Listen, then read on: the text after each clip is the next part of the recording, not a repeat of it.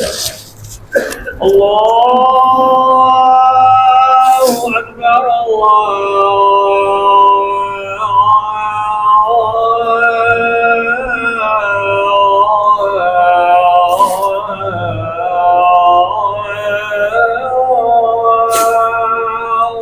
أكبر. أشهد أن لا إله إلا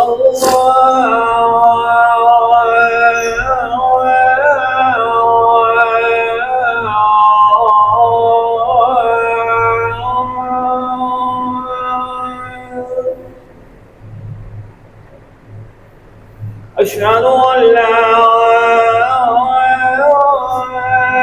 إله إلا الله.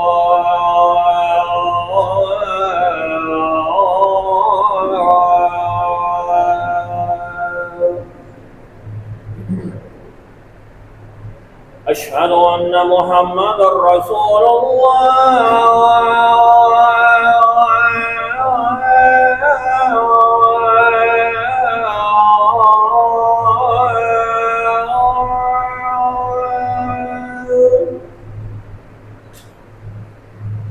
أشهد أن محمدًا رسول الله.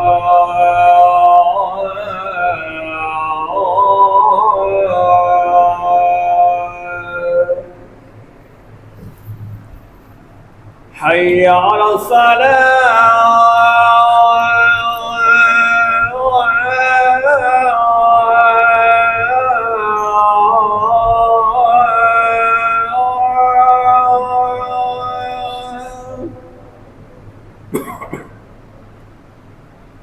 حي على الصلاة.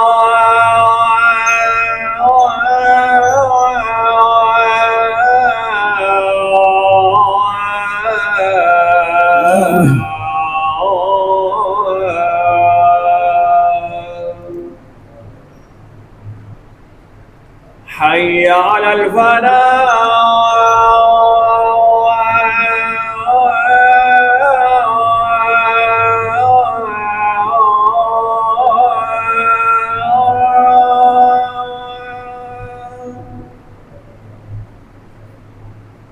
حي على الفلاح.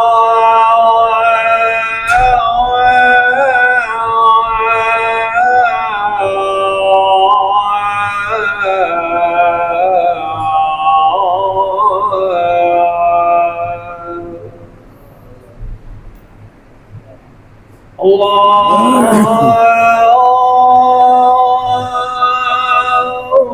أكبر.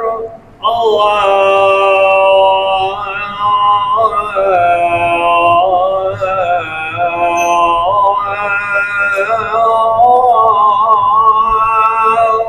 أكبر.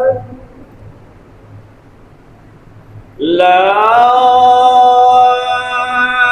إله إلا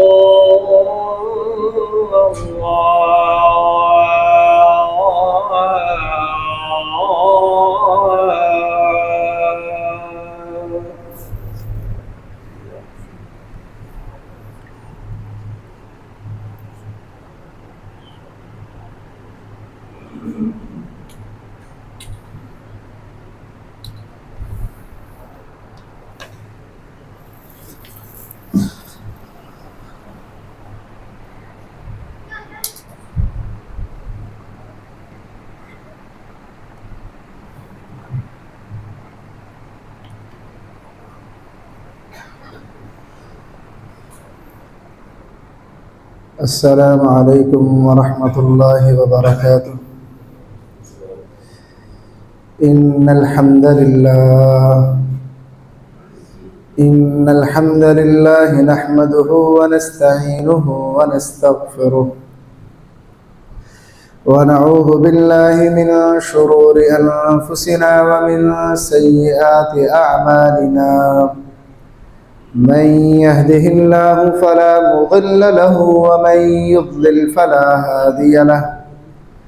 وأشهد أن لا إله إلا الله وحده لا شريك له وأشهد أن محمدًا عبده ورسوله. اللهم صل على محمد وعلى آل محمد كما صليت على إبراهيم وعلى آل إبراهيم إنك حميد مجيد. اللهم بارك على محمد وعلى آل محمد كما باركت على إبراهيم وعلى آل إبراهيم إنك حميد مجيد. أعوذ بالله السميع العليم من الشيطان الرجيم من همزه ونفخه ونفثه. بسم الله الرحمن الرحيم. يا أيها الناس اتقوا ربكم الذي خلقكم من نفس واحدة وخلق منها زوجها وبث منهما رجالا كثيرا ونساء واتقوا الله الذي تساءلون به والأرحام إن الله كان عليكم رقيبا. يا أيها الذين آمنوا اتقوا الله حق تقاته ولا تموتن إلا وأنتم مسلمون. يا أيها الذين آمنوا اتقوا الله وقولوا قولا سديدا يصلح لكم أعمالكم ويغفر لكم ذنوبكم ومن يطع الله ورسوله فقد فاز فوزا عظيما. أما بعد فإن خير الحديث كتاب الله وخير الهدي هدي محمد صلى الله عليه وسلم وشر الأمور محدثاتها وكل محدثة بدعة وكل بدعة ضلالة وكل ضلالة في النار. قال الله تعالى في القرآن المجيد: قد كانت لكم أسوة حسنة في إبراهيم والذين معه. تحقیق تمہارے لیے بہترین نمونہ ہے جناب ابراہیم علیہ السلام میں اور ان کے ساتھیوں میں. محترم بھائیوں، عید الاضحیٰ قریب ہے، اس کی آمد ہے، اور قربانی کی سنت کو ہم زندہ کریں گے جو کہ قربانی کی سنت منسوب ہے جناب ابراہیم علیہ السلام کی طرف. یہ جناب ابراہیم علیہ السلام وہ عظیم الشان نبی ہیں جن کے بارے میں نبی کریم صلی اللہ علیہ وسلم کو اللہ نے یہ حکم دیا کہ وَاذْكُرْ فِي الْكِتَابِ إِبْرَاهِيمَ إِنَّهُ كَانَ صِدِّيقًا نَبِيًّا، کہ اے پیارے پیغمبر کتاب میں ابراہیم کا تذکرہ بھی کیجئے، یقیناً وہ سچے تھے اور نبی تھے، سچے نبی تھے. پھر یہ ابراہیم علیہ السلام وہ نبی ہیں کہ جن کو یہ اعزاز بھی حاصل ہے، جبکہ ہر نبی ہی اللہ کا دوست ہے، لیکن ان دوستوں میں سے اللہ کے خاص الخاص دوست ہونے کا اعزاز یہ صرف دو نبیوں کو حاصل ہے، ایک جناب ابراہیم علیہ السلام اور ایک جناب محمد صلی اللہ علیہ وسلم کو. یہ دونوں اس کائنات میں خلیل اللہ ہیں. واتخذ اللہ ابراہیم خلیلا، اور اللہ نے جناب ابراہیم کو خاص الخاص دوست بنایا، خلیل بنایا. اور پھر جناب ابراہیم کو یہ اعزاز بھی حاصل ہے جو کہ فقط ہمارے پیارے نبی اور جناب ابراہیم کو حاصل ہے، وہ یہ ہے کہ اللہ احکم الحاکمین نے ان کو تمام لوگوں کا امام بنایا ہے. انی جاعلک للناس اماما، بے شک میں نے ابراہیم علیہ السلام کو تمام لوگوں کا امام بنایا ہے. تو یہ بہت بڑا اعزاز ہے جناب ابراہیم علیہ السلام. اور اس اعزاز کے اندر یہ بات بھی پوشیدہ ہے کہ امام وہ ہوتا ہے جس کی پیروی کی جائے. اگر تمام لوگوں کے وہ امام ہے نا تو ان کی پیروی بھی تا قیامت ہوگی. جناب ابراہیم کی پیروی بھی تا قیامت ہوتی رہے گی. ایسا نہیں ہے کہ اللہ نے لوگوں کا امام بنایا تو بس ایک وقت کے لیے پھر ان کی پیروی ختم. اس لیے قرآن مجید میں جا بجا آپ دیکھیں گے کہ اللہ تعالیٰ کہتا ہے فاتبعوا ملت ابراہیم حنیفہ، ابراہیم حنیف کی ملت کی پیروی کرو، کیونکہ یہ اعزاز ان کو اللہ نے دیا ہے کہ اللہ نے انہیں لوگوں کا امام بنا دیا۔ پھر انہیں ایک اور بہت بڑا اعزاز اللہ رب الحاکمین نے دیا جو شاید کسی نبی کے حصے میں نہیں آیا، وہ یہ ہے وَلَقَدْ أَرْسَلْنَا نُوحًا وَإِبْرَاهِيمَ وَجَعَلْنَا فِي ذُرِّيَّتِهِمَا النُّبُوَّةَ وَالْكِتَابَ، ہم نے نبی نوح کو اور ابراہیم کو بھیجا اور ہم نے نبوت کو اور کتاب کو ان کی اولاد میں رکھ دیا۔ جناب ابراہیم علیہ السلام کے بعد ہمارے پیارے نبی تک جتنے بھی انبیاء آئے، کوئی ایک نبی بھی ایسا نہیں تھا جو جناب ابراہیم کی اولاد میں سے نہ ہو۔ تمام انبیاء جناب ابراہیم علیہ السلام کی اولاد میں سے ہی تھے۔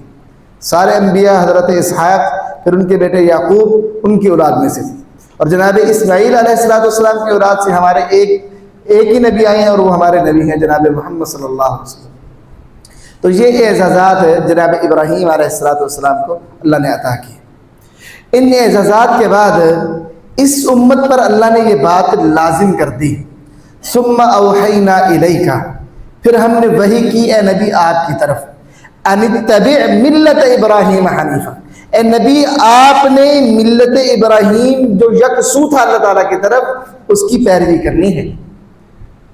قل صدق اللہ، تحقیق اللہ نے سچ کہا، فاتبعوا ملت ابراہیم حنیفہ، پس تم پیروی کرو ابراہیم کی ملت کی جو یکسو تھا۔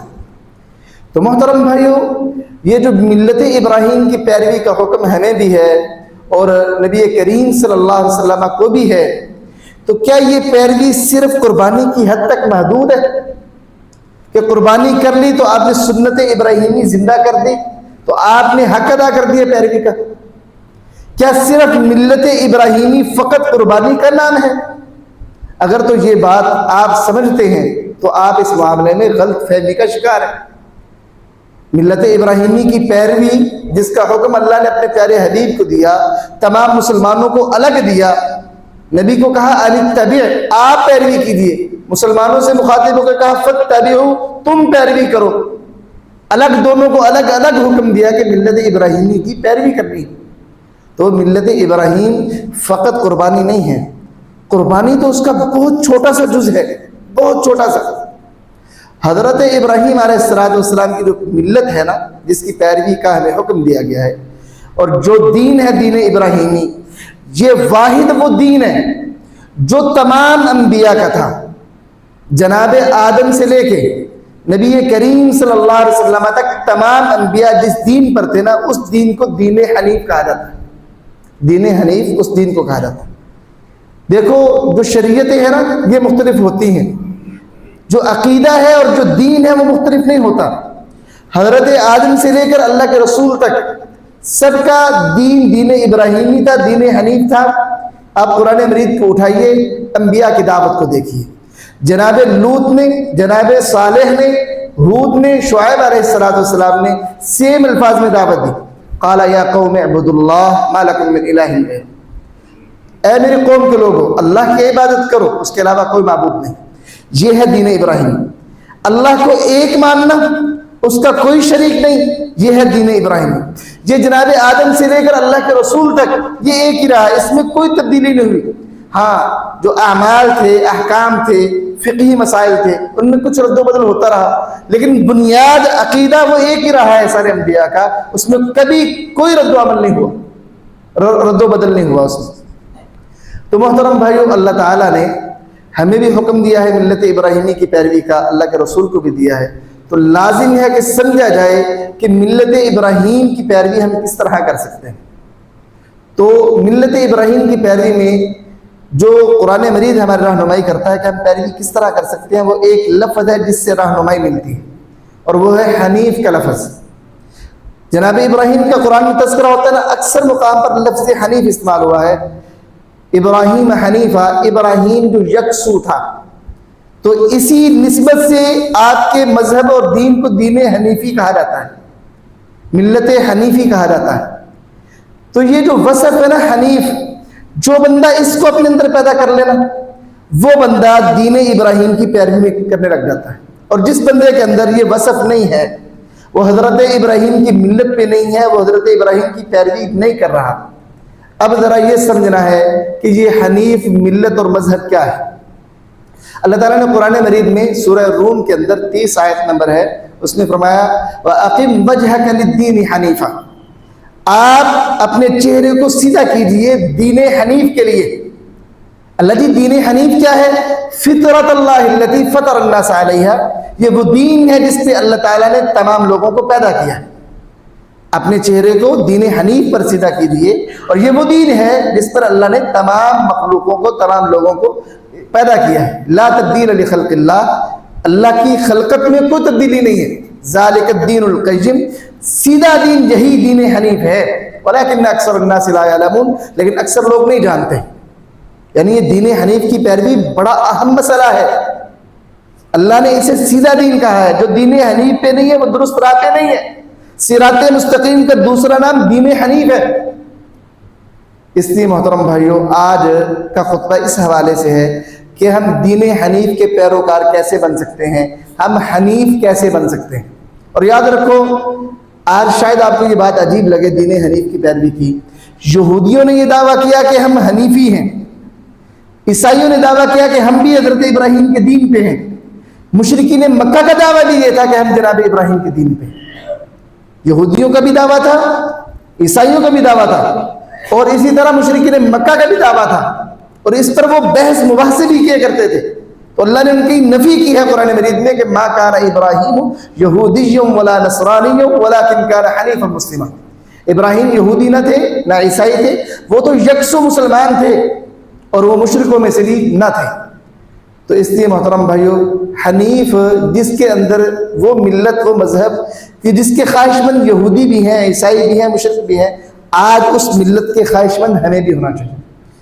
تو ملت ابراہیم پر آنے کے لیے ضروری ہے کہ بندہ حنیف بنے۔ حنیف کسے کہتے ہیں؟ معنی پہلے سمجھ لیں۔ حنیف کا معنی ہوتا ہے مائل ہو جانا، جھک جانا، کسی ایک طرف ہو جانا۔ اب دنیا کے اندر دو راستے ہیں، ایک ہے اللہ کا راستہ صراط مستقیم، ایک ہے باطل راستہ۔ اب جو بندہ باطل کے راستے کو چھوڑ کر اللہ کی طرف جھک جاتا ہے اور اللہ کا ہو جاتا ہے، وہ حنیف ہے۔ جو بندہ باطل راستے کو چھوڑ کر، غلط راستے کو چھوڑ کر اللہ کے راستے پہ آ جاتا ہے اور اس پر زندگی بسر کرتا ہے، وہ حنیف ہے، وہ ملت ابراہیمی پر ہے۔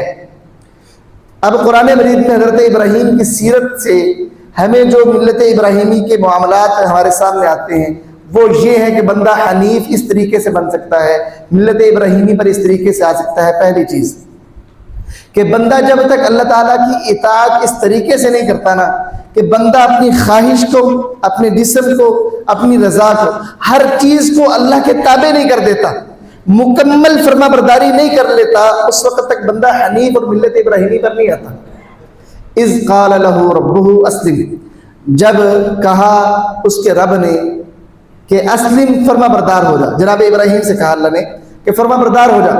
قال اسلمت لرب العالمین، کہا کہ میں تمام جہانوں کے پالن ہار کے لیے میں فرما بردار ہو گیا۔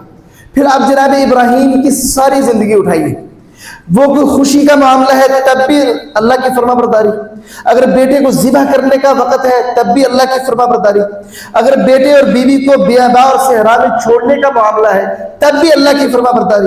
کسی ایک موقع پر بھی جناب ابراہیم نے یہ نہیں کہا کہ اللہ تیرا یہ حکم میرے بس سے باہر ہے۔ یہ ہے ملت ابراہیمی کی پہلی چیز کہ آپ چاہتے ہیں کہ میں ابراہیم علیہ السلام کی سیرت پہ چلوں تو سب سے پہلی چیز یہ ہے کہ آپ اللہ کے فرما بردار بن جاؤ، کمال فرما برداری آپ کے اندر ہو۔ پھر آپ یہ نہ دیکھو کہ میری مجبوری یہ ہے، معاشرہ یہ کہتا ہے، لوگ یہ کہتے ہیں اور میرے گھر والے اس کو صحیح نہیں سمجھتے ہیں، یہ چیزیں نہیں ہونی چاہیے۔ پھر جب اللہ کا حکم آ گیا ہے تو آپ کا سر اس پر سر کھڑے تسلیم ہونا چاہیے، جھک جانا چاہیے، بس اللہ کا حکم آ گیا ہے، ٹھیک ہے، اس پہ عمل کرنا۔ اب اس پر یہ نہیں دیکھنا کہ میرے بیوی بچے صحرا میں ہیں تو وہ کھائیں گے کہاں سے، میں اگر اپنے بیٹوں کو ذبح کر دوں تو اگلا بیٹا پتہ نہیں ملے نہ ملے۔ یہ سارے وہم اور سوچے اور خیالات، یہ نہیں کہ اللہ کے حکم کے نتیجے میں مجھے کوئی سائیڈ ایفیکٹ مجھے لاحق ہو جائے، مجھے کوئی نقصان نہ ہو جائے، یہ سوچے اور خیالات جب تک ذہن سے نہیں نکلتے آپ دین ابراہیمی پر نہیں چل رہے۔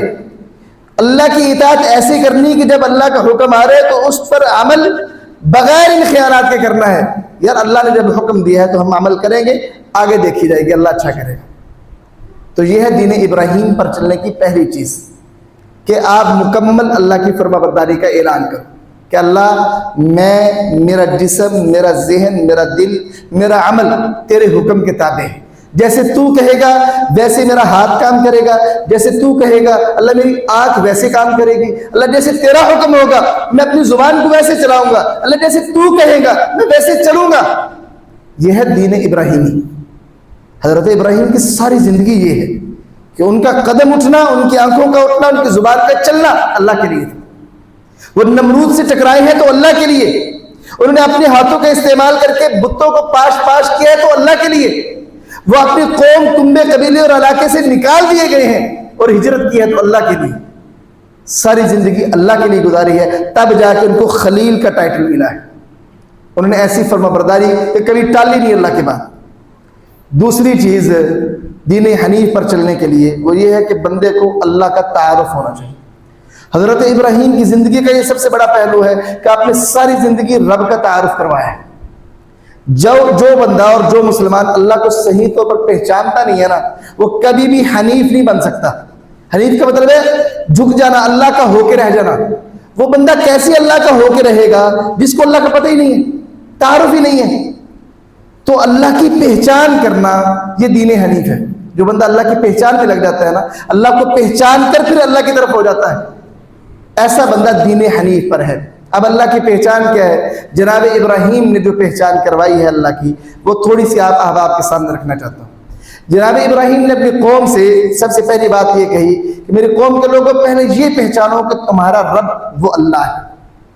آج ہماری قوم کے لوگ نا بظاہر کہتے ہیں کہ ہمارا رب اللہ ہے, لیکن حقیقت میں آج ہمیں بھی تعارف نہیں ہے کہ ہمارا رب اللہ ہے.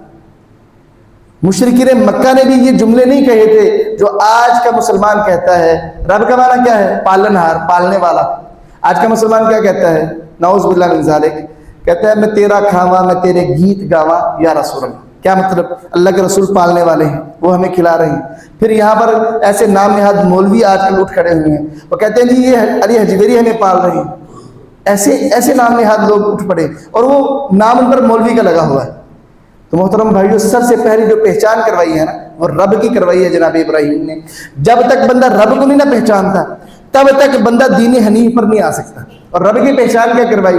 آپ قوم کے درمیان آئے اور آ کر کہنے لگے فلما جن علیہ اللیل رأى کوكبا, جب رات چھا گئی تو حضرت ابراہیم نے ایک ستارے کو دیکھا, کہا قال ھذا ربی, کہا یہ میرا رب ہے. فلما افلا, پس جب وہ غروب ہو گیا نا, کہا انی لا احب الافلین, میں غروب ہونے والوں کو پسند نہیں کرتا. پھر چاند طلوع ہوا تو کہا فلما رأى القمر بازغا, جب چاند طلوع ہوا اور چمکنے لگا صحیح طرح سے, کہا ھذا ربی, یہ میرا رب ہے. فلما افلا, جب وہ بھی غروب ہو گیا نا, کہا لئن لم یہدنی ربی لاکونن من القوم الضالین, اللہ اگر تو نے میری رہنمائی نہ کی تو اللہ میں تو گمراہ لوگوں میں سے ہو جاؤں گا. پھر جب صبح ہوئی تو سورج طلوع ہوا تو لوگوں کے سامنے انہوں نے پھر یہ بات کہی سورج کو دیکھ کر کہ فلما رأى الشمس بازغة, جب انہوں نے سورج کو دیکھا چمکتا ہوا, کہا ھذا ربی ھذا اکبر, یہ بڑا ہے, یہ میرا رب ہے. فلما افلا, جب وہ بھی غروب ہو گیا, کہا یا قوم انی بریء مما تشرکون, اے میری قوم کے لوگوں میں بری ہوں ان سے جن کو تم شریک بناتے. اب ان آیات کے اندر رب کا تعارف ہے. وہ کیسے؟ انہوں نے یہ سمجھا کہ میری قوم کے لوگ ستاروں کو رب سمجھے بیٹھے ہیں کہ رب وہ انہیں رزق دیتے ہیں اور ان کے معاملات کو دیکھتے ہیں. انہوں نے لوگوں کی مجلس میں ان کے یہ باطل عقیدہ ختم کرنے کے لیے رب کی پہچان کروائی, کہا کہ وہ ستارہ جو ہے نا وہ میرا رب ہے.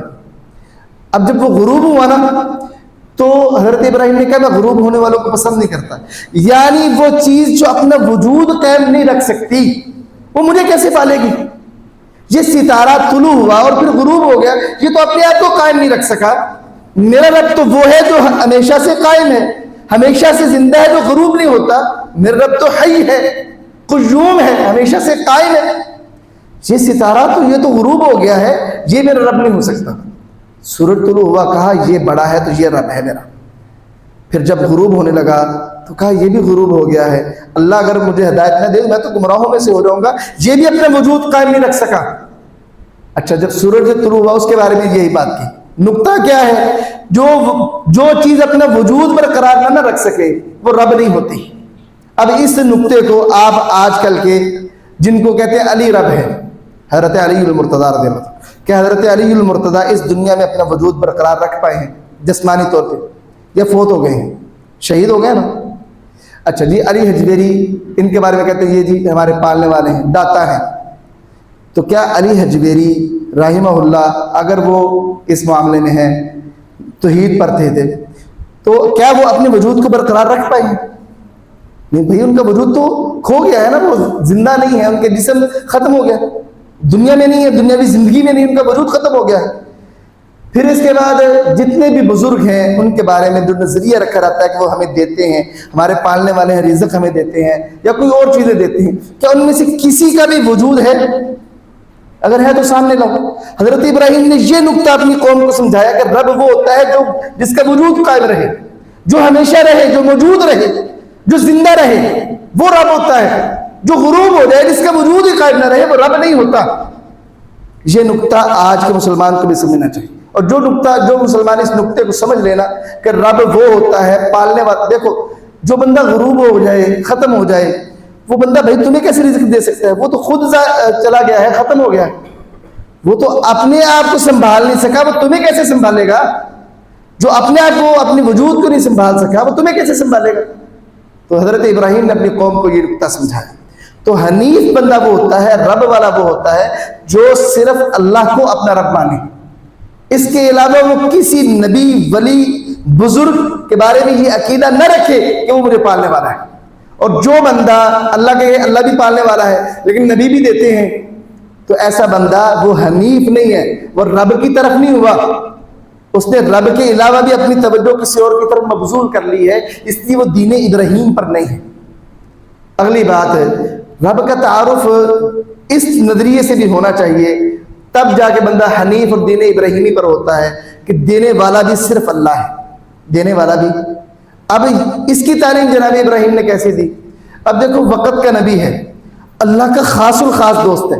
کیا ہمارے کسی بزرگ کو، نبی صلی اللہ علیہ وسلم کے علاوہ کسی بزرگ کو وہ مقام اللہ کے ہاں حاصل ہے کہ جو مقام جناب ابراہیم کو حاصل تھا؟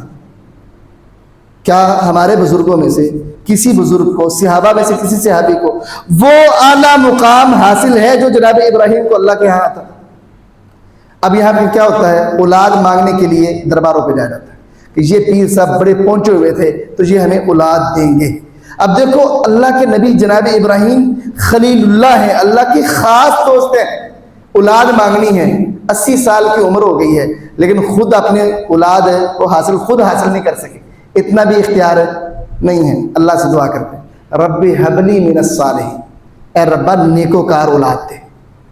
دین حنیف کا یہ پوائنٹ کہ دینے والا بھی صرف اللہ ہے، کوئی ولی، کوئی بزرگ چاہے وہ کس قدر بڑے مقام والا کیوں نہیں، دے نہیں سکتا اولاد، دینے والا صرف اللہ ہے، داتا اللہ ہے۔ جناب ابراہیم خلیل اللہ ہے، اللہ کے خاص الخاص دوست ہے، ہمارا کوئی ولی بھی ان کے مقام کو نہیں پہنچتا، ہمارا کوئی صحابی جناب ابوبکر سے لے کے، جناب عمر سے لے کے، عثمان غنی، علی المرتضیٰ رضی اللہ عنہم اجمعین، کوئی صحابی جناب ابراہیم کے مقام کو نہیں ہے، کیونکہ وہ خلیل اللہ تھے، اللہ کے خاص الخاص دوست تھے۔ حالانکہ یہ بھی وقت کے ولی تھے، بزرگ تھے، اللہ کے ہاں ان کا بڑا مقام ہے۔ جب ایک وقت کا نبی جسے اللہ نے خلیل اللہ کا لقب دیا، جس کی اولاد میں سارے نبیوں کو بھیجا، جس کی اولاد میں سے وہ نبی خود اپنی مرضی سے اولاد حاصل نہیں کر سکتا، اسے بھی رب سے کہنا پڑتا ہے ربی حب لی من الصالحین، اللہ نیکوکار اولاد دے دے۔ تو یہ نقطہ اور نظریہ ہمیں جناب ابراہیم نے سمجھا دیا کہ میری ملت کا پیروکار وہ ہوگا جو صرف رب سے مانگے گا، اور کوئی نہیں ہوگا۔ جو مانگے گا کسی اور سے وہ ملت ابراہیمی پر نہیں ہے، وہ کسی اور ملت پہ ہوگا، وہ اس ملت پہ نہیں ہے جس پر تمام انبیاء رہے ہیں، وہ اس ملت پر نہیں ہے جس پر ہمارے نبی جناب محمد صلی اللہ علیہ وسلم تھے، وہ کسی اور ملت پہ ہے۔ وہ اس امت محمدیہ کے فرد ہونے کے لیے صرف زبان سے کہہ رہے ہیں، ہم اعتبار کر رہے ہیں، حقیقت میں ان کا ہمارے ساتھ تعلق نہیں ہے۔ حقیقت یہ ہے، دیکھو اپنے بچے کو مکے میں آباد کیا، وقت کا نبی ہے، اب دیکھو کیا وقت کا نبی پھل نہیں دے سکتا؟ پھل کی دعا بھی کس سے کی؟ وَرْزُقْ أَهْلَهُ مِنَ الثَّمَرَاتِ، اللہ اس کے رہنے والوں کو پھل دینا، پھلوں میں سے رزق عطا کرنا۔ نبی ہر چیز چھوٹی سے چھوٹی چیز کس سے مانگ رہا ہے؟ اللہ تعالیٰ سے. اور ہمیں کیا سکھا رہا ہے کہ دین ابراہیم کا پیروکار وہ ہوگا جو داتا صرف اللہ کو مانے گا. اور یہاں پہ مشہور کیا ہے؟ یہاں پہ مشہور اللہ کو چھوڑ کے داتا کس کو کہا جاتا ہے؟ داتا علی حجویری. یہ آج کا مسلمان ہے اور یہی مسلمان قربانی کرے گا، کہے گا میں سیرت ابراہیمی پہ عمل کر رہا ہوں، میں دین ابراہیمی پر ہوں. بھائی دین ابراہیمی یہ تو نہیں. دین ابراہیمی تو ہے کہ صرف اللہ ایک کو تم داتا سمجھو. جب بندہ اللہ ایک کے علاوہ کسی اور کو بھی دینے والا سمجھ لے گا تو وہ دین ابراہیمی پہ نہیں ہے، وہ اللہ کے دین پہ نہیں ہے، وہ کسی اور دین پہ. محترم بھائی، اسی طرح اللہ کے تعارف کے حوالے سے وہ بندہ دین ابراہیمی پہ ہوگا جو تمام اختیارات کا مالک فقط اللہ کو سمجھے، کسی اور کو نہ سمجھے، تمام اختیارات کا مالک. اب جناب ابراہیم اس قدر بڑے نبی ہیں لیکن کیا کہتے ہیں؟ وَمَا أَمْلِكُ لَكَ مِنَ اللَّهِ مِنْ شَيْءٍ. میں کسی چیز کا بھی تیرے لیے اللہ سے کوئی اختیار نہیں رکھتا، میرے پاس کوئی اختیار نہیں. اور یہی بات ہمارے نبی نے کہی کہ میں تمہارے لیے کسی چیز کا مالک نہیں ہوں، میں نفع نقصان میں سے کسی چیز کا تمہارے لیے مالک نہیں ہوں. اب یہاں پر ہمارے ہاں یہ عقیدے پائے جاتے ہیں.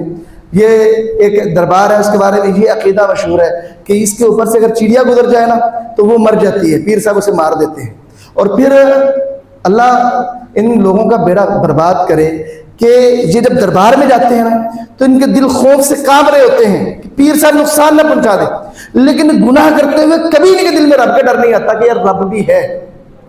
یہ پیروں کو مالک سمجھتے ہیں کہ ان کے پاس اختیارات ہیں. جناب ابراہیم نے ہمیں یہ بات سمجھائی کہ مالک اختیارات کا فقط اللہ ہے، اختیارات سارے صرف اللہ کے پاس ہیں. ہم سب جو ہیں ہم مخلوق ہیں، ہمارے پاس اختیار نہیں. پھر اس کے بعد زندگی اور موت کا مالک بھی اللہ ہے. جناب ابراہیم نے یہ بات بھی سمجھائی. اور جس کا عقیدہ یہ ہو کہ میرا پیر مردوں کو زندہ کرتا ہے، وہ بندہ دین ابراہیم پہ نہیں ہے، وہ بندہ دین ابراہیم پہ نہیں ہے. جناب ابراہیم نے فرمایا کہ والذی یمیتنی ثم یحیین، میرا رب وہ ہے جو مجھے موت دے گا پھر مجھے زندہ کرے گا. یعنی جناب ابراہیم کا عقیدہ کیا ہے کہ مارنا اور زندہ کرنا میرے رب کا کام ہے، کسی اور کا نہیں ہے. اچھا یہاں پہ دیکھو جناب عیسیٰ علیہ السلام کو اللہ نے معجزہ عطا کیا کہ وہ مردوں کو زندہ کر لیتے تھے، لیکن کس سے؟ بِإِذْنِ ربی، اپنے رب کے حکم سے. ہمارے صوفیوں نے یہ سوچا کہ یہ تو یار چھوٹا مقام ہے کہ رب کے حکم سے زندہ کرنا، ہمارے پیر اس سے زیادہ پہنچے ہوئے ہیں. تو اس لیے انہوں نے کیا کہاوت گھڑی، کہنے لگے جی پیرانے پیر، شیخ نام ان کا آپ جانتے ہوں گے، اگرچہ وہ شیخ جو ہیں ہمارے نزدیک محترم ہیں، ان کا عقیدہ توحید والا تھا. اور جس نے ان کے عقیدے کو پڑھنا تو وہ غنیۃ الطالبین کتاب کو پڑھ لے. عبد القادر جیلانی رحمہ اللہ بڑے پکے موحد اور توحید والے تھے. بعد والوں نے ان کے نام جھوٹی باتیں گھڑی ہیں، یہ ان کی نہیں ہے، نہ ان کی یہ کرامات کی جو گھڑی گئی ہیں. جس نے ان کے بارے میں پڑھنا وہ ان کی کتاب غنیۃ الطالبین پڑھ لے، اسے سمجھ آ رہے گی کہ بھئی عبد القادر جیلانی تھے کون رحمہ اللہ. ان کے بارے میں کیا ہے کہ پیر عبد القادر جیلانی یہ نہیں کہتے تھے کہ اللہ کے حکم سے اٹھ. عیسائیوں نے کہا کہ ہمارا نبی تو مردوں کو زندہ کرتا ہے، تو تم کر کے دکھاؤ نا. اس نے کہا اچھا تمہارا نبی اللہ کے حکم سے زندہ کرتا تھا، میں اپنے نام سے زندہ اٹھ عبد القادر جیلانی کے نام سے. نعوذ باللہ من ذالک. یہ ہمارا معاشرہ ہے. کیا یہ دین ابراہیمی ہے؟ کیا ابراہیم علیہ السلام کی سیرت صرف قربانی کرنا ہے؟ بھائی حضرت ابراہیم کی سیرت کا سب سے بڑا سبق ہے عقیدہ درست کرنا.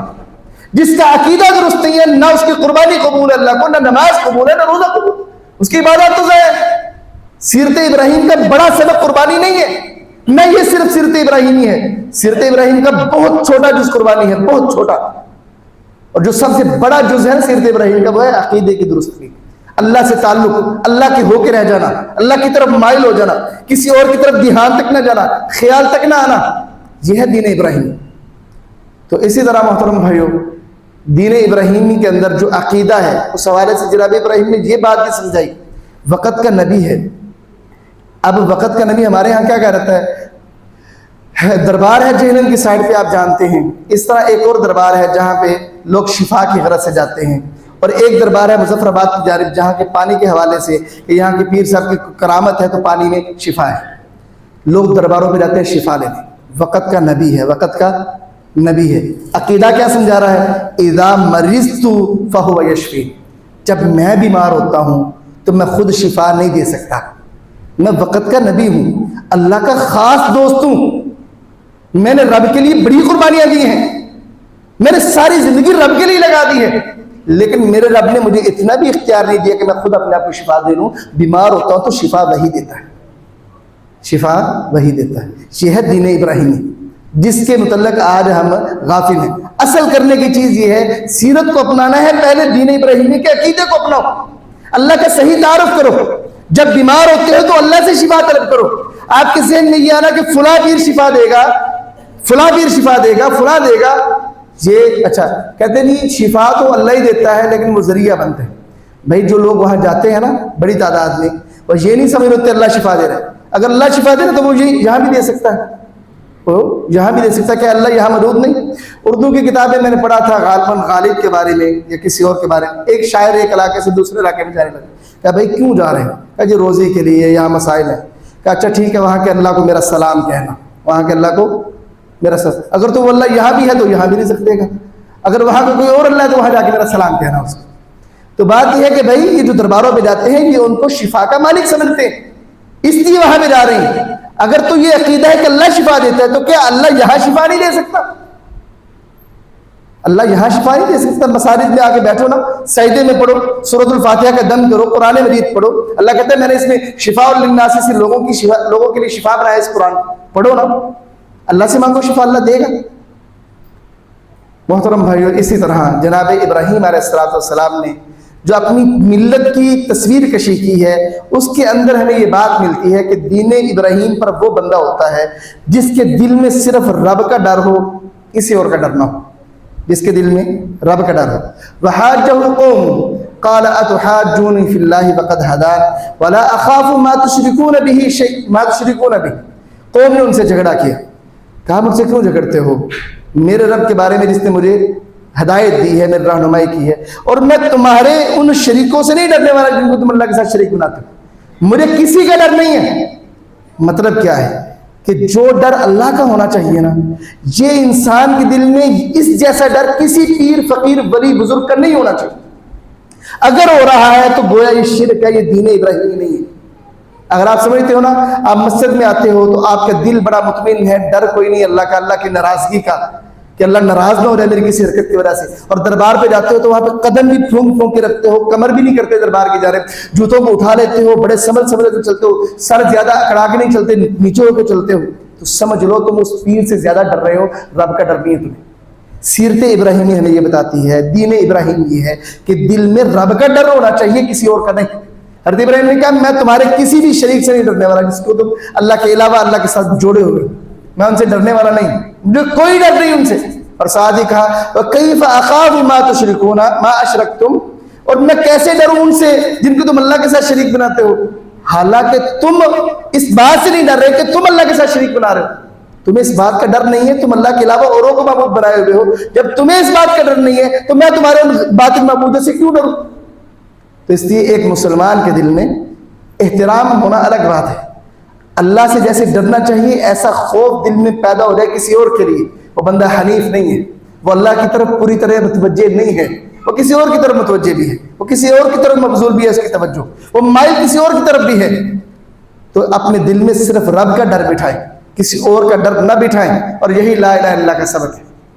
محترم بھائیو، دین ابراہیم یہ جو دین ہے، اس کا ایک پہلو یہ بھی ہے کہ جو اللہ تعالیٰ آپ کو نعمتوں سے نوازے، ان نعمتوں پر شکریہ ادا کرنا چاہیے۔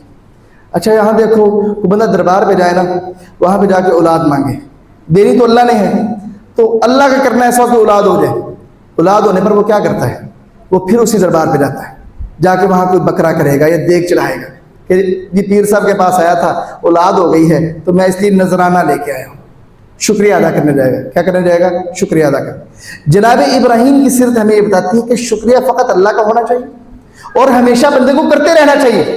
اب دیکھو، جو بندہ کہے میں اللہ کا ہو گیا ہوں، میں حنیف بن گیا ہوں، اللہ کی طرف مائل ہو گیا ہوں، تو وہ بندہ اللہ کا شکریہ بھی نہ ادا کرے نعمتوں پر، تو وہ کیسا اللہ کی طرف ہوا ہے؟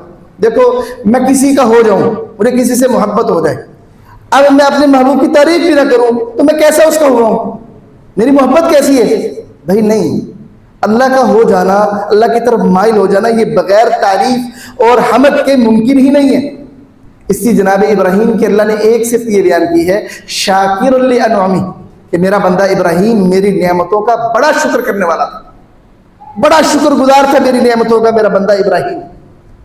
اور اس طرح فرمایا الحمدللہ الذی وہب لی علی الکبر اسماعیل و اسحاق، اس اللہ کی حمد ہے، تعریف ہے جس نے مجھے بڑھاپے کے باوجود اسماعیل اور اسحاق عطا کیے۔ یہ جناب ابراہیم شکریہ ادا کر رہے ہیں۔ تو شکریہ جو ہے نا، حمد جو ہے، یہ اللہ کی بندے کو بہت زیادہ کرنی چاہیے۔ یہ ہے ملت ابراہیم، بہت زیادہ اللہ کا شکریہ ادا کرنا۔ اور پھر ملت ابراہیم کا جو سب سے بڑا سبق ہے، چونکہ حضرت ابراہیم کی زندگی کا آپ مطالعہ کریں نا، ہر موقع پر آپ کو توحید نظر آئے گی، ہر موقع پر آپ کے ہر خطاب میں آپ نے قوم کو توحید ہی سکھائی ہے۔ اللہ کون ہے، اللہ کیا ہے، اللہ سے ہمارا تعلق کیسا ہونا چاہیے، اللہ کے بارے میں عقیدہ کیسا ہونا چاہیے، اللہ کا تعارف کیا ہے۔ جناب ابراہیم کی ساری زندگی یہی ہے۔ یہ قربانی تو اس کا بہت مختصر سا ایک چھوٹا سا حصہ ہے، اور ساری زندگی آپ کی یہی گزری ہے۔ آپ نمرود سے جھگڑ رہے ہیں تو اس بات پر کہ اللہ رب ہے، اللہ ایک ہے۔ آپ اپنی قوم سے جھگڑا کر رہے ہیں اس بات پہ کہ اللہ ایک ہے، اللہ معبود ہے۔ آپ اپنے والد کو سمجھا رہے ہیں اس بات پہ کہ اللہ ایک ہے، اس کا کوئی شریک نہیں۔ تو اس لیے ملت ابراہیم پر وہ بندہ ہوگا جو بندہ مشرک نہیں ہے، اللہ کے ساتھ کسی کو شریک نہیں بناتا۔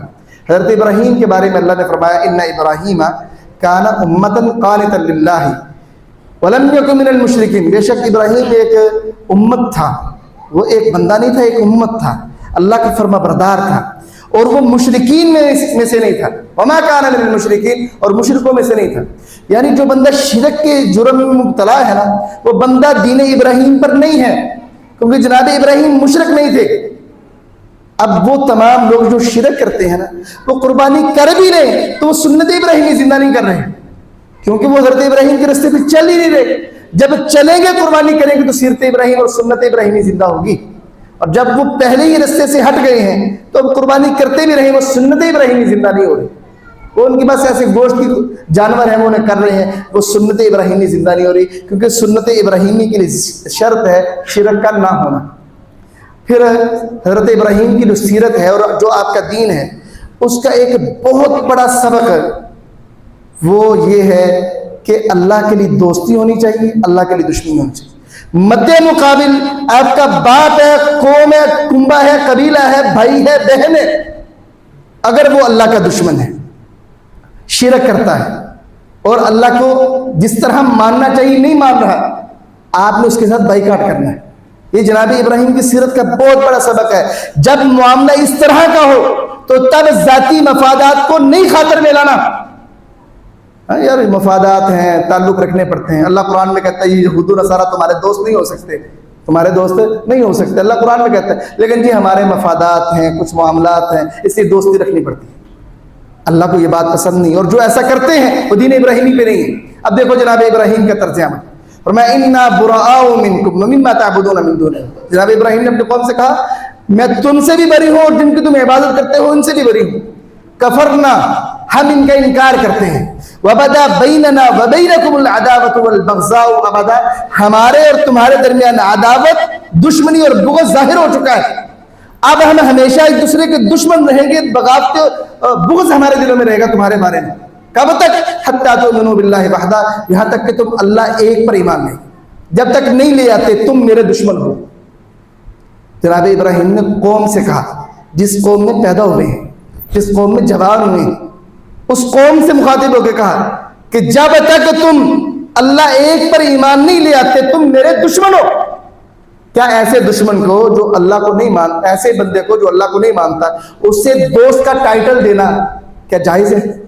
شریعت ابراہیمی تو اس کی اجازت نہیں دیتی، رب کا قرآن بھی اجازت نہیں دیتا، رسول اللہ کا فرمان بھی اجازت نہیں دیتا۔ آپ کے مفادات ہوں گے، آپ ٹھیک ہے آج اپنے مفادات کی نگہبانی کریں، کل قیامت کی اس کا نتیجہ بھی دیکھ لیجئے گا کہ اللہ پھر آپ کے ساتھ کیا معاملہ کرتا ہے۔ اللہ نے تو یہ بات واضح کی ہے، جو مجھے ایک نہیں مانتا وہ آپ کا دشمن ہے۔ جناب ابراہیم نے اسی بنیاد پر قوم سے بائیکاٹ کر دیا تھا کہ تمہارے اور ہمارے درمیان دشمنی ہے اس وقت تک جب تک تم اللہ ایک پر ایمان نہیں لیتے۔ اور یہ بات صرف قوم سے نہیں گئی، سگا باپ ہے، سگا باپ کہ جو ان کو دنیا میں لانے کا ذریعہ بنا، جس نے بچپن سے انہیں پالا، وہ سگا باپ رب کا دشمن نکلا۔ رب پر ایمان نہیں لایا، اس نے رب کے ساتھ شریک بنائے، بتوں کو بناتا تھا۔ تو جناب ابراہیم نے دعوت دی کہ ابا جان، اذ قال لأبیہ یا ابتی لما تعبد ما لا يسمع ولا يبصر ولا یغنی عنک شیئا، اے ابا جان اب کیوں ان کی عبادت کرتے ہو جو نہ سنتے ہیں نہ دیکھتے ہیں نہ سمجھتے ہیں، ما لا يسمع ولا يبصر ولا یغنی عنک شیئا، کسی چیز کے بارے میں تمہیں فائدہ بھی نہیں دے سکتے۔ یا ابتی، اے ابا جان، لا تعبد الشیطان، شیطان کی پیروی نہ کیجیے، ان الشیطان کان للرحمن عصیا، شیطان رب کا نافرمان ہے، شیطان کی پیروی نہ کرے۔ اے ابا جان انی اخاف ان یمسک عذاب من الرحمن فتکون للشیطان ولیا، اے ابا جان ڈرتا ہوں کہ اگر آپ باز نہ آئے تو آپ پر کہیں اللہ کا عذاب نہ آ جائے، اللہ کا عذاب میں ڈرتا ہوں ابا جان۔ تو باپ نے کہا اگر تو میری ملت سے بے رغبتی کرے گا تو اے ابراہیم میں تجھے رجم کر دوں گا پتھر مار مار کے، تو یہاں سے نکل میرے گھر سے اور لمبی مدت تک مجھ سے جدا ہو جا۔ حضرت ابراہیم کہنے لگے سلام علیک، ابا جی سلام کیوں آپ، میں آپ کے لیے اللہ سے بخشش کی دعا کروں گا، اللہ سے بخشش کی دعا۔ یہ وعدہ کر لیا اپنے باپ ابراہیم سے۔ کچھ وقت گزرا تو ان پر یہ ظاہر ہوا کہ میرا باپ تو پکا اللہ کا دشمن ہے، یہ تو اللہ کی طرف نہیں آ رہا، یہ تو اللہ کا دشمن ہے۔ تو کیا کہا، یہ بھی قرآن کی آیت ہے، وَمَا كَانَ اسْتِغْفَارُ إِبْرَاهِيمَ إِلَّا عَن مَّوْعِدَةٍ وَعَدَهَا إِيَّاهُ فَلَمَّا تَبَيَّنَ لَهُ أَنَّهُ عَدُوٌّ لِّلَّهِ تَبَرَّأَ مِنْهُ۔ جناب ابراہیم نے جو بخشش کا وعدہ کیا تھا اور جو اللہ سے بخشش کا سوال کیا وہ صرف اس وعدے کی وجہ سے تھا جو انہوں نے اپنے باپ سے کر لیا۔ فَلَمَّا تَبَيَّنَ لَهُ، جب جناب ابراہیم پر یہ ظاہر ہوا أَنَّهُ عَدُوٌّ لِّلَّهِ کہ میرا باپ تو اللہ کا دشمن ہے، تَبَرَّأَ مِنْهُ، وہ اپنے باپ سے بھی اعلان برات کر گئے، میں بری ہوں آپ سے۔ یہ ہے وہ سیرت ابراہیم کہ ہمارے تعلق اللہ کی وجہ سے ہونے چاہیے۔ آج ہمارے ہاں کیا ہوتا ہے، جو نیکوکار نمازی بندہ ہے نا، بڑا توحید والا ہے، ہم اس سے تھوڑا سا جدا رہتے ہیں، یار یہ تھوڑا سا خشک بندہ ہے۔ اور ہمارے دوست کیسے ہوں گے، وہ جو درباروں پہ جانے والے ہیں، دنیا دار ہیں، اللہ کی ماننے والے نہیں ہیں، سودی کاروبار کرنے والے ہیں، اللہ کے ساتھ اعلان جنگ کرنے والے ہیں، جنگ میں حصہ دار بننے والے ہیں، اور ہمیں کوئی پرواہ نہیں اس بات کی کہ ہم نے کیسے دوست بنا رکھے اور کیا کرنی ہے، قربانی کرنی ہے سنت ابراہیم۔ بھائی سنت ابراہیمی ٹھیک ہے، اس پہ عمل کرو، قربانی کرو، پہلے سیرت ابراہیم تو اپنا لو، جناب ابراہیم کی ملت پہ تو آ جاؤ، پھر سنت ابراہیمی کو بھی زندہ کر لینا۔ اور سیرت ابراہیم کیا ہے کہ دوستی رکھنی ہے تو اللہ کے لیے، دشمنی رکھنی ہے تو اللہ کے لیے، اور یہی حکم ہمیں نبی کریم صلی اللہ علیہ وسلم نے فرمایا، من احب للہ، جو اللہ کے لیے محبت کرے، وابغض للہ، اللہ کے لیے دشمنی رکھے، واعطى للہ، اللہ کے لیے دے، ومنع للہ، اللہ کے لیے روک لے، فقد استکمل الایمان، تحقیق اس نے ایمان مکمل کر لیا۔ آج ضرورت اس بات کی ہے ہمارے حکمرانوں کو بھی اور ہمیں بھی کہ ہمارا تعلق اللہ کی بنیاد پہ ہونا چاہیے۔ جو ہمارے رب کا دشمن ہے نا، مت سوچو وہ آپ کا دوست ہوگا۔ یار دیکھو جو بندہ اس ذات سے دشمنی کر رہا ہے جس نے اس کو پیدا کیا، اس کو پاؤں دیے، ہاتھ دیے، آنکھیں دی، جسم دیا، زبان دی، اور پھر چلنے پھرنے کی طاقت دی، جو بندہ اس کے ساتھ دشمنی کر سکتا ہے وہ تمہارے ساتھ نہیں کر سکتا۔ کتنے نادان ہو آپ لوگ کہ جو بندہ اپنے خالق سے بے وفائی کر رہا ہے اس سے توقع کر رہے ہو کہ وہ آپ سے وفا کرے گا۔ دیکھ لو امریکہ کی دوستی نے ہمیں کیا دیا، وہ ہمارے سے اپنے مفاد حاصل کرتا ہے، نتیجے میں ہمیں کیا ملا، ہزاروں نہیں لاکھوں کی صورت میں ہمارے مسلمانوں کی شہادتیں ہمارے حصے میں آئی، وزیرستان کا علاقہ برباد اور تباہ ہو گیا، وہ ہمارے علاقوں میں دن دہاڑے بندوں کو قتل کر دیتے، پوچھنے والا کوئی نہیں، جی ہمارے دوست ہیں، ہمارے دوست۔ کیسی دوست؟ جب جو بندہ اللہ کا دشمن بن گیا، اس خالق کا اس نے پاس نہ رکھا جس نے اس کو جان دی، زبان دی، جسم دیا، صلاحیتیں دی، مال دیا، گھر دیا، اولاد دی، جو اس ذات سے مخلص نہیں ہے، وفا نہیں کر رہا۔ کیسے بیوقوف لوگ ہیں وہ کہ جو یہ سوچتے ہیں کہ وہ آپ کے ساتھ وفا کریں، نہیں، ممکن ہی نہیں ہے، وہ آپ کے وفادار نہیں ہو سکتے جو رب کے وفادار ہیں۔ اسی جناب ابراہیم کی سیرت یہ بتاتی ہے، اور بندہ حنیف اور دین ابراہیمی پر تب ہوگا جب بندے کا تعلق اس بنیاد پر ہے کہ جو رب کا دوست وہ ہمارا، جو رب کا دشمن وہ ہمارا، یہ ہے تعلق کی بنیاد۔ تو جب تک ہم اس بنیاد پر تعلقات کو استوار نہیں کرتے، ہم ناکام رہیں گے، ہماری ترقی کا خواب ہی رہے گا، ہم ترقی نہیں کر سکیں گے۔ دنیا کے اقوام ہمارے پاس آئیں گی، ہم سے فائدہ لیں گی، ہمارے خزانے ہم سے ہی لے کے ہم کو بیچیں گے۔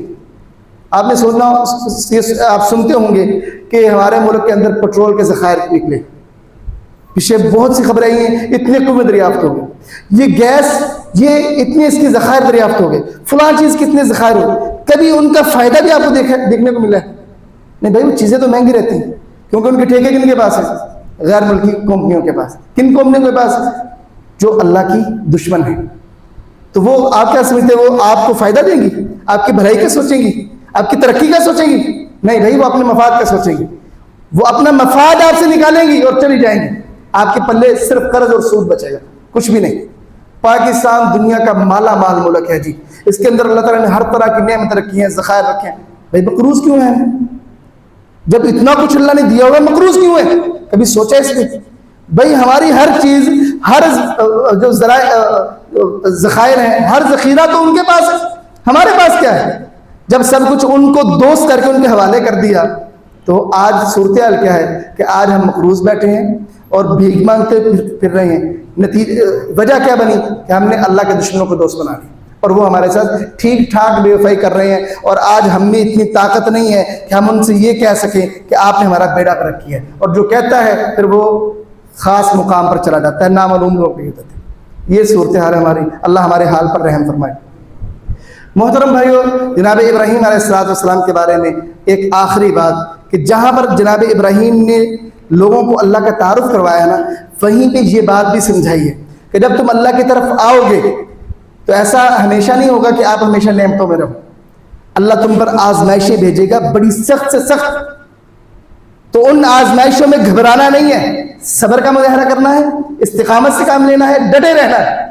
مشکل وقت ہے کہ یار میں اللہ کی طرف ہوا ہوں، اللہ کی سائڈ میں نے سنبھالی ہے، اللہ کا ہوا ہوں، تو اللہ مجھے اب تنگ کر رہا ہے، تنگیوں میں مبتلا کر رہا ہے، میرا بچہ فوت ہو گیا ہے، میرا مال تجارت ختم ہو گئی ہے، تو یہ پھر سوچے نہیں سوچتے۔ دیکھو جناب ابراہیم کو اللہ نے کہا بیوی کو بیٹے کو مکے میں چھوڑو، مکے میں کوئی بندہ نہیں رہتا، وہاں پہ صحرا ہے، وہاں پہ کوئی پھل نہیں ہے، گندم کا ایک دانہ نہیں ہے، پانی کا قطرہ نہیں ہے، پرندہ کوئی نہیں۔ جناب ابراہیم نے اٹھایا بیوی بچے کو، چھوڑ آئے، واپس پلٹے۔ مائی ہاجرہ نے کہا ابراہیم بتا تو جاؤ کس لیے یہاں چھوڑ کے جا رہے ہو، کس کے پاس چھوڑ کے جا رہے ہو؟ کچھ نہیں ہے۔ 3-4 دفعہ پوچھا جناب ابراہیم نے جواب، مائی ہاجرہ نے کہا بس اتنا بتا دو اللہ کے حکم سے۔ کہا اللہ کے حکم سے، کہا پھر وہ اللہ ضائع نہیں کرے گا۔